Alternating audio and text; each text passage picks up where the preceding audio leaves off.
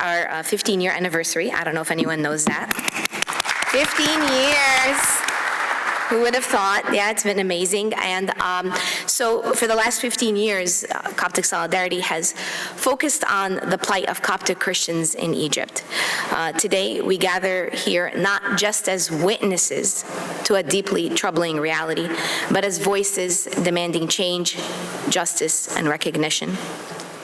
Coptic Christians are the indigenous people of Egypt, period. This past year, we put out a great report. Thank you to Mark over there in the corner. And we actually got to speak out at the United Nations about the fact that Coptic Christians are the indigenous people of Egypt. That was an amazing accomplishment, something we had never done before, and we are very, very proud of that. Coptic Christians have a legacy that stretches back over 2 millennia.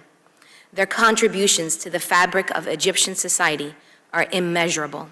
Yet today, they find themselves increasingly marginalized and persecuted.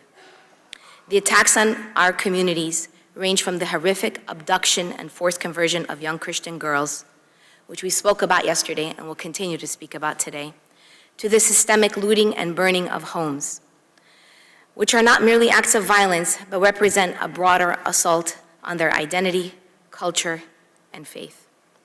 We cannot ignore the destruction of churches, which have stood as symbols of hope and resilience for centuries. Each act of vandalism, each rising flame is an attack not only on a building, but on a community that has endured through centuries of trials. These incidents are not isolated. They're part of a pattern that seeks to erase the Coptic presence in Egypt, a presence that is foundational to the nation's history and future. As we reflect on these challenges, we must also recognize the impact of foreign influence on U.S. policies, something we'll dive into further later today. It's essential that we advocate for laws in the U.S.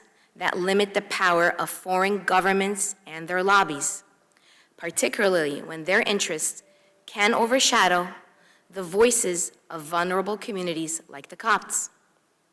Foreign influence can lead to misguided policies that do not reflect the realities on the ground and further complicate the struggles faced by Coptic Christians.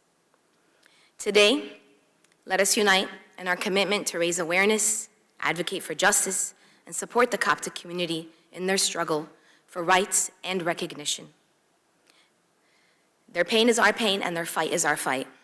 Together, we can shine a light on these issues and work towards a future where every Coptic Christian can live freely, proudly, and without fear in their homeland. Thank you all for joining us today.